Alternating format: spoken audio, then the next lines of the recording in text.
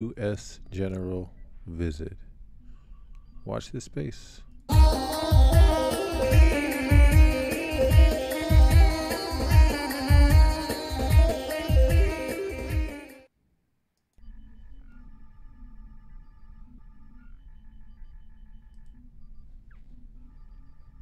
And from the cradle.co, Syria condemns illegal visit of top U.S. general. The U.S. military steals 80% of daily Syrian oil output, inflicting damages of up to $107 billion since the start of the war in 2011. The Syrian Foreign Ministry on 5 March strongly condemned the illegal visit of the U.S. Army General Mark Milley, chairman of the Joint Chiefs of Staff, to an undisclosed base in Syria's northeast a day earlier. The Foreign Ministry stressed that the visit is a flagrant violation of Syria's sovereignty, territorial integrity, and unity. A source at the Ministry of Foreign Affairs and Expatriates said, Syria strongly condemns the illegal visit of the U.S. Chief of Staff to an illegal U.S. military base in northeastern Syria and affirms that it's a flagrant violation of the sovereignty, the sanctity of its lands, and unity, according to RT. Syria calls on the U.S. administration to immediately stop its systematic and continuous violations of international law and stops its support for separatist armed militias, and Syria affirms that these U.S. practices will not deviate it from its approach to combating terrorism and preserving its sovereignty, security, and stability, the source added. The top U.S. general visited Syria on Saturday allegedly to assess efforts to prevent a resurgence of ISIS and to review safeguards for U.S. forces against attacks, including from drones flown by Iran-backed militias, Reuters reported. Some 1,000 American troops continue to support allied Arab and Kurdish militias from the Syrian Democratic Forces in the region, according to Al Monitor. Milley's visit to Syria signals the Biden administration's seriousness about keeping troops in the country in support of the SDF. The visit happened shortly after U.S. Representative Matt Gaetz introduced legislation to end the U.S. occupation of Syria, saying, Congress has never authorized the use of military force in Syria, adding, the U.S. is currently not in a war with or against Syria, so why are we conducting dangerous military operations there? The official reason for the U.S. to remain in Syria and fight ISIS is also questioned by government officials, who claim that the U.S. military is supporting ISIS and using the presence of the armed group as a pretext for maintaining its occupation and looting Syrian oil, along with other valuable resources. According to eyewitness reports from the countryside of Yorubia in the Hasaka governorate, on 27 February, U.S. troops transported at least 34 tankers filled with stolen Syrian oil through the illegal Mahmoudiya border, crossing to their bases in Iraq. In August of last year, the Syrian Ministry of Foreign Affairs said that losses incurred by the country's oil and gas sector as a result of U.S. actions amounted to $107 billion since the beginning of the Syrian crisis.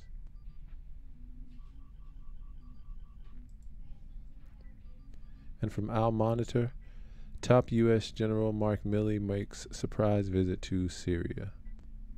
General Mark Milley's visit to U.S. troops fighting the Islamic State came as Pentagon officials warn Russia's arms transfers to Iran will embolden the IRGC and its proxies in the Middle East. Top U.S. General Mark Milley made a surprise visit on Saturday to Syria, where fewer than 1,000 American troops continue to support local militia forces combating the remnants of the Islamic State group. Milley, who serves as the chairman of the Joint Chiefs of Staff and is ending his term in September, met with the commander of the U.S.-led coalition to defeat IS, the Islamic State, Army Major General Matthew McFarland, and reviewed secretary measures from an undisclosed base in Syria's northeast. The arrival of Washington's top general to Syria signals the Biden administration's seriousness about keeping troops in the country in support of the Kurdish-led Syrian Democratic Forces. From Voice of America, Syria condemns U.S. top general's visit to Kurdish-held northeast. Syria's foreign ministry Sunday condemned a surprise visit by the United States top military officer to an army base in the Kurdish-held northeast, dubbing it a legal state media. In his snap visit Saturday, Chairman of the Joint Chiefs of Staff General Mark Milley met U.S. troops stationed in areas of war-torn Syria under the control of the Kurdish-led Syrian Democratic Forces. About 900 U.S. troops are deployed in several bases and posts across northeastern Syria as part of the fight against Islamic State group remnants. The official news agency SANA quoted a foreign ministry official as saying, "Syria strongly condemns the illegal visit of the American chairman of the Chiefs of Staff to an illegal American military base in northeast Syria. Milley's visit was a flagrant violation of the sovereignty and integrity of Syrian territory," the official added, according to SANA, calling on the U.S. administration to immediately cease its systematic and continued violation of international law and support for separatist armed groups. President Bashar al-Assad's government views the deployment of U.S. forces in SDF-held territory as occupation and accuses U.S.-aligned Kurdish forces of separatist tendencies. Kurdish officials deny any separatist aspirations and say they seek to preserve their self-rule, which Damascus does not recognize. Milley spokesperson Colonel David Butler told AFP the U.S. general visited northeast Syria Saturday to meet with commanders and troops. It was Milley's first trip to Syria since assuming the chairmanship in 2019. He visited the country before as an army chief, the spokesperson said. And during the visit, Milley received updates on the counter-ISIS mission, Butler added using an alternative acronym for the IS jihadis. The general also inspected force protection measures and asserted repatriation efforts for the Al-Hol refugee camp, home to more than 50,000 people, including family members of suspected foreign IS militants whose home countries have not taken them back. The U.S.-led coalition battling IS provides support for SDF, spearheaded by the Syrian Kurdish People's Protection Units, the YPG. After the jihadis lost their last territory to SDF-led forces in 2019, SDF has cracked down on remnants of IS, whose members still launch deadly attacks in Syria. U.S. forces have killed or arrested IS figures in numerous operations, including the group's leader, Abu Bakr al-Baghdadi, in 2019. On February 19th, the U.S. military said troops working with SDF captured an Islamic State provincial official. The raid came a day after 4 U.S. troops were wounded as they continued another raid to kill a senior IS group leader in northeastern Syria, the U.S. military Central Command said.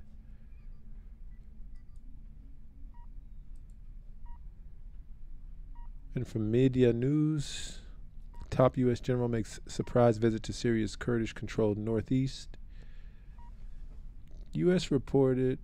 support to northeastern Syria should continue in order to avoid the risk of growing terror threat, a top U.S. military official said when he unexpectedly visited U.S. troops in Syria's Kurdish-controlled northeast. And let's be clear, the U.S. is backing the people who are not part of the Syrian government. The U.S. is backing the Kurdish forces in the northeast and the, I guess you could call them Islamic State forces in the northwest, whose names are constantly changing as far as U.S. media is concerned to obfuscate the fact that they're being backed up by the United States.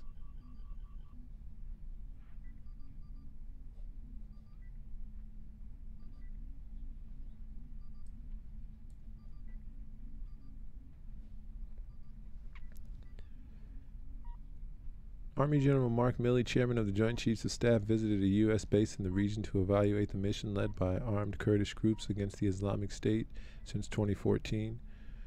The jihadist group has escalated its activities in northeastern Syria in recent months as the attacks of the Turkish military on Kurdish forces and drones flown by Iranian-backed militias have created a security vacuum. Reporters asked Milley whether the deployment of roughly 900 U.S. troops in northeast Syria was worth the risk, referring to the security of the United States and tying it to the situation in Syria. Milley said, "If you think that that's important, then the answer is yes," Reuters reported. "I think that an enduring defeat of ISIS and continuing to support our friends and allies in the region, I think those are important tasks that can be done, he said. This is propaganda, right? Yeah. And the same words are being scrolled here on the right, or on my right. Milley also told reporters traveling with him that he wanted to check on force protection because U.S. troops deployed in the region were exposed to indirect fire, North Press News Agency reported. Unless you support and devote the correct amount of resources to it, things will get worse. The agency quoted the general as saying, if the United States completely ignores the region, it will set the conditions for a resurgence of ISIS, said the general. And from Al Arabiya News, U.S. General Milley makes unannounced visit to Syria, reviews mission. The top U.S. military official made an unannounced visit to a U.S. base in Syria on Saturday to assess a nearly 8-year-old mission there to combat the ISIS terrorist group and to review safeguards for U.S. troops against attack. Army General Mark Milley, chairman of the Joint Chiefs of Staff, told reporters traveling with him that he believed U.S. troops and their Kurdish-led Syrian partners were making progress at ensuring a lasting defeat of ISIS. Asked if he believed the Syria mission was worth the risk, Milley tied it to the security of the United States and said, if you think that's important, then the answer is yes.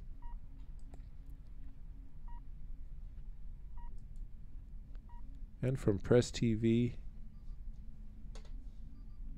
here's a bit on Mark Milley and Syria. It's news review time. Stay tuned to Press TV. Damascus has condemned a visit by the top U.S. general to an American base in northeast Syria. The Syrian Foreign Ministry says the visit is illegal and a flagrant violation of the country's sovereignty. On Saturday, the U.S. Chairman of Joint Chiefs of Staff, Mark Milley, made an unannounced visit to assess the nearly 8-year mission there. Washington has stationed force and equipment in northeast of Syria without the consent of Damascus. The Pentagon claims it's fighting Daesh terrorists there. Damascus says that the illegal deployment is tantamount to occupation and aimed at supporting terrorists and plundering Syria's natural resources. Former U.S. President Donald Trump admitted on several occasions that American forces were in the Arab country for its oil wealth. Let me invite a couple of guests to see what's going on there. So our correspondent Mohammed Ali is joining me from Damascus, the Syrian capital. Ken Stone, who is with the Hamilton Coalition to Stop the War, is also joining me from Hamilton. Good to see you, gentlemen. So, Mohammed, beginning with you, tell us how the Damascus government and the Syrian people feel about this. The U.S. is not asked to go to Syria to, as they allege, try to fight Daesh terrorists. They admitted themselves that they were the people who created terrorist groups like Daesh and gave rise to them. So what are they doing there? Tell us about the reactions both on the part of the government and the people in Syria. Yes, exactly. What the U.S. is doing in Syria, it's occupying Syria, it's supporting terrorism, and it's going after its own interests and, of course, killing Syrian people. Now, the Syrian Foreign Ministry strongly condemned the visit of the U.S. Chairman of the Joint Chiefs of Staff to northeast of Syria. This is an illegal visit, according to the Foreign Ministry, to an illegal U.S. base in the country under the pretext of evaluating the U.S. fight against Daesh. Now, the Foreign Ministry said that such claims are false and that the international community, the entire international community, knows that Daesh was made by U.S. intelligence, explaining further the statement of the Foreign Ministry that Daesh never attacked any U.S. base in Syria or any U.S. troops on Syrian soil, only attacked Syrian civilians, innocent civilians. The Foreign Ministry in a statement also said that the U.S. continues to provide support to terrorist groups in Syria and also to separatist militias, referring, of course, to the so-called Syria's democratic forces on the ground, with the aim of prolonging the terrorist war on Syria. The Foreign Ministry demanded the U.S. to stop its violations of Syria's sovereignty over here, and also called on the international community to condemn such actions by the U.S. And finally, the Foreign Ministry concluded by saying that such acts and actions by the United States will not prevent Syria from fighting terrorism and preserving its sovereignty, security, and stability. If you ask the Syrian people on the ground, of course, they reject such presence. This presence has led to looting Syria's resources, preventing Syrians from getting their oil, which led to high prices. This presence led an intervention by the U.S. led to the killing of civilians and destruction of Syria's infrastructure by the U.S.-led coalition. Okay. All right, Ken Stone, you just heard Mohammed Ali talk about how the Syrians feel about U.S. boots on Syrian soil. So General Mark Milley going there, is he going there to see, I don't know, to maybe find better ways to secure the oil that American forces are trying to get out, to smuggle out of Syria, or what? I mean, why should the U.S. be somewhere where they are not wanted, they are not asked for to do anything? What are they doing there? The U.S. has two purposes in being occupying the eastern third of Syria, completely illegally, of course. One purpose is to deny Syria the ability to undertake reconstruction, because the U.S. is plundering the oil and wheat resources so that Syria doesn't have the money to reconstruct itself after 12 long years of failed U.S. regime change war, which was supported by the U.S. allies, such as, unfortunately, Canada. That's reason one. Reason two is the U.S. officials have openly stated that they're occupying the eastern third of Syria in order to use that occupation as a bargaining chip in the final settlement over the end of the U.S. proxy war in Syria. So the U.S. is in there illegally. They know they're there illegally, but they're staying there because they're using it for a foreign policy goal. And it just shows the utter hypocrisy of the U.S. In condemning Russia for its military presence in Ukraine, while at the same time they're occupying the eastern third of Syria. And we know that the U.S. That the Russians are in Ukraine because the U.S. and NATO provoked them into being into a war in which NATO expanded 800 kilometers eastward, despite a promise made in 1991 to Mr. Gorbachev, and they have provoked the war with Russia because they have pushed their expansion right to the gates of Moscow. So the U.S. is an aggressive empire. It is waging wars around the world, or destabilizing countries from Syria to Ukraine to Taiwan to Cuba, because the U.S. has one thing in mind, and that is hegemony. In other words, it seeks to dominate the planet. Okay, Ken.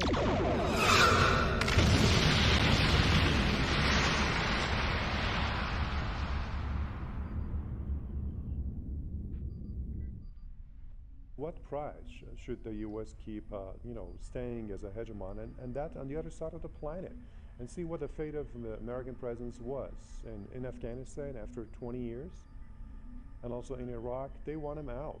So how long will they be staying in Syria? I don't have a timetable, but I can tell you that this occupation is temporary. Our coalition, the Hamilton Coalition to Stop the War, recently had a webinar called Connecting the Dots, which people can access if they go on our website. And we show how the U.S. empire is desperately trying to hang on to the status of being the sole superpower in a unipolar world, which it was from about the end of the Soviet Union, 1990, 1991, until about 2015, when the Russian army intervened to prevent the U.S. from establishing a no-fly zone over Syria in the same way that they established a no-fly zone over Libya.